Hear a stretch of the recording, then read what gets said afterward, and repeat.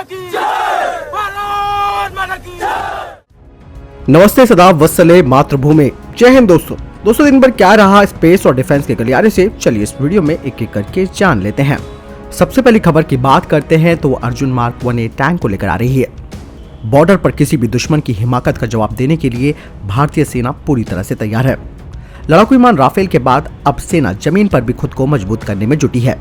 देश में बन रहे हथियार मेक इन इंडिया को बढ़ावा दे रहे हैं। प्रधानमंत्री नरेंद्र मोदी उन्नत अर्जुन टैंक मार्क 1A को देश को समर्पित करने वाले हैं। हाल ही में रक्षा मंत्रालय की बैठक में 118 उन्नत अर्जुन मार्क 1A टैंक को भारतीय सेना में शामिल करने का फैसला किया गया था। 8,400 करोड़ रुपए की कीमत वाले ये टैंक सेना को जमीन पर भी दुश्मन पर बढ़त दिलाएंगे।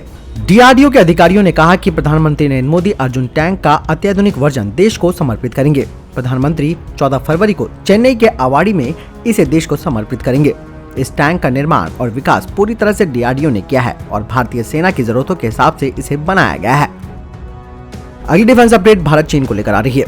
भारत चीन के बीच हुए समझौते के बाद दोनों देशों की सेनाओं ने पूर्वी लद्दाख से सटी LAC से डिसएंगेजमेंट शुरू कर दिया है। इसी बीच जो खबर आ रही है उसमें कहा गया है कि रक्षा मामलों पर संसद की स्थायी समिति ने पूर्वी लद्दाख क्षेत्र में पैंगोंग झील और गलवान घाटी का दौरा करने का फैसला किया है। सूत्रों के मुताबिक मई या जून के अंतिम हफ्ते में वे वहां का दौरा कर सकते हैं। आपको बता दें कि कांग्रेसी नेता राहुल गांधी इस समिति के सदस्य हैं। सूत्रों ने बताया कि इन इलाकों का दौरा करने का फैसला समिति की पिछली बैठक में ले लिया गया था। उस बैठक में राहुल गांधी शामिल नहीं हुए थे।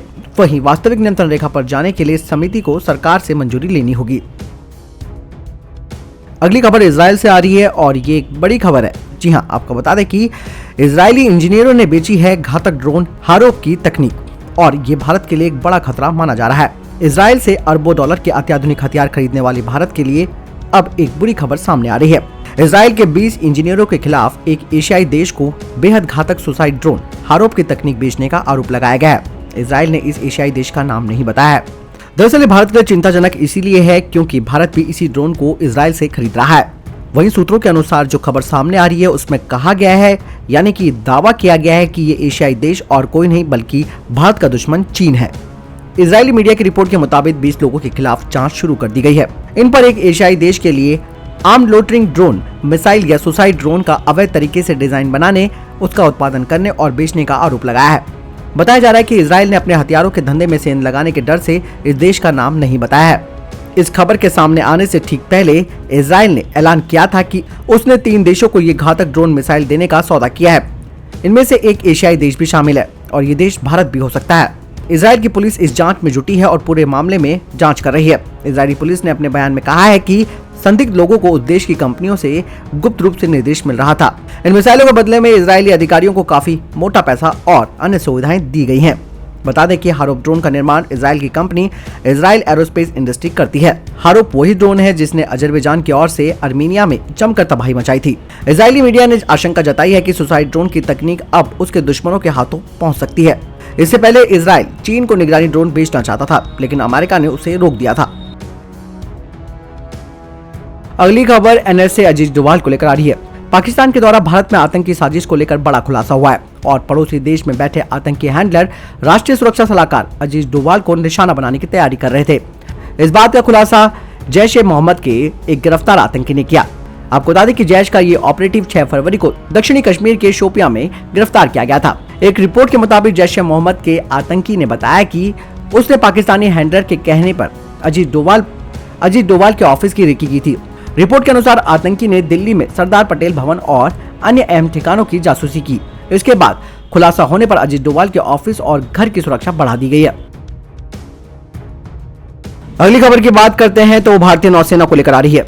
भारत की मेक इन इंडिया पहल में एक और मील का पत्थर जोड़ते हुए भारतीय नौसेना ने 12 फरवरी को कोलकाता के मेसर्स टीटागढ़ वैगन लिमिटेड के साथ 5 डाइविंग सपोर्ट क्राफ्ट के निर्माण के लिए एक अनुबंध पर हस्ताक्षर किए हैं। इस अनुबंध के तहत 5 डाइविंग सपोर्ट क्राफ्ट की निर्माण की परियोजना रखी गई है। आपको बता दें कि एक बार कमीशन होने के बाद diving support craft command clearance diving टीमों के अभियान की जरूरतों को पूरा करने में मदद करेगा, जो सभी जहाजों को पानी की सतह के भीतर मरम्मत, रखरखाव और बचाव के लिए बंदरगाह के अंदर और बंदरगाह के निकट गोताखोरी सहायता प्रदान करने का काम करता है। डाइविंग ऑपरेशन करने के लिए अत्याधुनिक डाइविंग उपकरणों और पुर्जों के साथ fit diving support craft diving operation के संचालन में एक गेम चेंजर साबित होगा और भारतीय नौसेना के डाइविंग कैडर के प्रशिक्षण के संचालन के लिए एक आदर्श प्लेटफॉर्म के रूप में भी कार्य करेगा। अगली खबर फ्रांस को लेकर आ रही है। फ्रांसीसी निर्माता साफरान एयरक्राफ्ट इंजन और भारतीय विमानन कंपनी HAL ने कंपोनेंट्स निर्माण और भारत में साफरान द्वारा डिजाइन किए गए M88 इंजन के असेंबली के अध्ययन के लिए एक MOU पर हस्ताक्षर किए हैं, जिसमें ट्रांसफर ऑफ टेक्नोलॉजी भी शामिल है। ये पहल भारतीय वायुसेना के लिए डैसॉल्ट राफेल फाइटर जेट के संभावित दूसरे बैच को पावर देने में मदद करेगी। भारतीय अधिकारी और उनके फ्रांसीसी समकक्ष कथित तौर पर एक हथियार अनुबंध पर चर्चा कर रहे हैं, जिसमें 36 राफेल का दूसरा बैच शामिल हो सकता है। इसके अतिरिक्त समझौते में 110 किलोन्यूटन उच्च थ्रस्ट के स्वदेशी डिजाइन के विस्तार के लिए HAL और साफरान के बीच एक साझेदारी भी शामिल है। इस तरह का एक कंपोनेंट भविष्य के एडवांस मीडियम कॉम्बैक्ट एयरक्राफ्ट यानी कि AMCA को विकसित कर सकता है, जो कि HAL के द्वारा विकसित 5वीं पीढ़ी का फाइटर बॉम्बर है। लड़ाकू विमान की भविष्य की आवश्यकताओं को ध्यान में रखते हुए ये इंजन डोमेन में आत्मनिर्भरता को अच्छी तरह से विकसित करता है और भारत के निर्यात के लिए संभावित अवसरों को भी खोलता है। अगली खबर जम्मू कश्मीर को लेकर आ रही है। केंद्रीय गृह मंत्री अमित शाह ने कहा कि जम्मू कश्मीर पुनर्गठन विधेयक का राज्य के दर्जे से कोई संबंध नहीं है और उपयुक्त समय पर जम्मू कश्मीर को पूर्ण राज्य का दर्जा दिया जाएगा। लोकसभा में जम्मू कश्मीर पुनर्गठन विधेयक 2021 पर चर्चा करते हुए गृह मंत्री ने कहा कि इस विधेयक में कहीं भी ऐसा नहीं लिखा है कि इससे जम्मू कश्मीर को राज्य का दर्जा नहीं मिलेगा।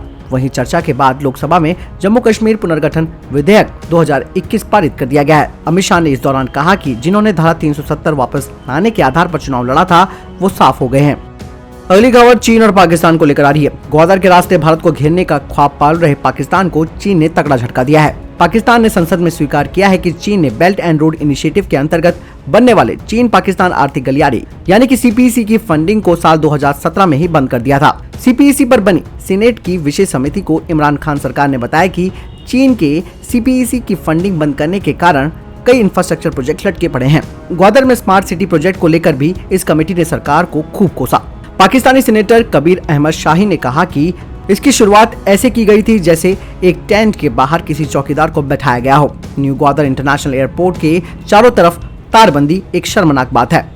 दरअसल इस एयरपोर्ट का काम अब तक शुरू नहीं हो पाया है। उन्होंने कहा कि हमें सब्र रखना होगा, हो सकता है कुछ दिनों में सब ठीक हो जाए। रिपोर्ट के अनुसार चीन ने अपनी फंडिंग को काफी सोच समझकर बंद करने का फैसला किया है। चीन ने CPEC में पाकिस्तान की तरफ से कई स्ट्रक्चर कमजोरियां पाई हैं। इसके अलावा पाकिस्तान में मौजूदा भ्रष्टाचार चीन के लिए एक बड़ी चिंता बनी हुई है। आपको बता दें कि 7 साल में 122 में से केवल 32 परियोजनाएं ही पूरी हो सकी हैं। दोस्तों, अगर आपको यहाँ तक वीडियो पसंद आई हो तो वीडियो को जरूर लाइक कीजिएगा। इससे हमारा उत्साह बढ़ता है ताकि हम आप तक डेली डिफेंस अपडेट्स को पहुंचाते रहें। अगली खबर श्रीलंका को लेकर आ रही है। श्रीलंका ने कोलंबो बंदरगाह के पूर्वी कंटेनर टर्मिनल यानी कि ECT को विकसित करने के लिए भारत और जापान के साथ हुए त्रिपक्षीय समझौते को रद्द कर दिया है। उनका कहना है कि समझौते में शामिल भारतीय कंपनी ने परियोजना की नई शर्तों पर सहमत होने से इनकार कर दिया, इसीलिए उन्होंने ये फैसला किया है। भारत, जापान और श्रीलंका ने कोलंबो पोर्ट में ECT के विकास के लिए 2019 में एक समझौता किया था, लेकिन भारत और जापान को परियोजना में शामिल किए जाने को लेकर आंदोलन कर रहे श्रीलंकाई सरकार ने पिछले सप्ताह ये परियोजना एक सरकारी कंपनी को सौंपने का फैसला किया है। आपको बता दें कि भारत का कोलंबो बंदरगाह परियोजना में भागीदारी के लिए काफी इंटरेस्ट रहा है, यानी कि भारत की दिलचस्पी रही है, क्योंकि वहाँ ज्यादातर सामान भारत से आता जाता है। अगली खबर अमेरिका को लेकर आ रही है।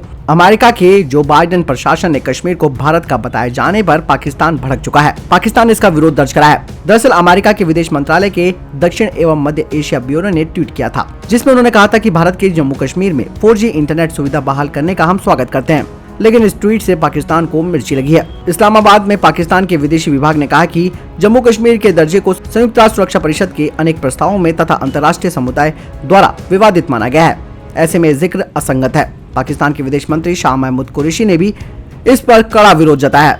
शाह महमूद कुरैशी ने कहा कि बाइडेन प्रशासन को कश्मीर में जमीनी हकीकत को अनदेखा नहीं करना चाहिए। अगली खबर अमेरिका को लेकर आ रही है। चीन से बढ़ते खतरे से निपटने के लिए अमेरिका ने एक नई हाइपरसोनिक मिसाइल को विकसित किया है। यह मिसाइल 1 घंटे में 6000 किलोमीटर से भी अधिक की दूरी तय करने में सक्षम है। इसे जल्द ही अमेरिकी सेना में शामिल किया जाएगा, जिसे लेकर आर्मी की एक खास यूनिट को ट्रेनिंग भी दी जा रही है। अमेरिकी मीडिया का दावा है कि ये मिसाइल मेहम हो सकती है, हालांकि इसकी आधिकारिक पुष्टि नहीं हुई है। अमेरिकी सेना के rapid capabilities and critical technology office के डायरेक्टर लेफ्टिनेंट जनरल ने बताया कि ये मिसाइल दिसंबर तक सेना में कमीशन कर दी जाएगी। उन्होंने दावा किया है कि अपने परीक्षण के दौरान मिसाइल ने अपने सभी मेजरमेंट्स को पूरा किया है। यह हाइपरसोनिक मिसाइल 5 मैक से ज्यादा की स्पीड पर उड़ान भरने में सक्षम है। इसका मतलब यह है कि मिसाइल एक सेकंड में लगभग 150 किलोमीटर दूरी तय करेगी। इस मिसाइल की सबसे बड़ी खासियत इसका उड़ान पथ है।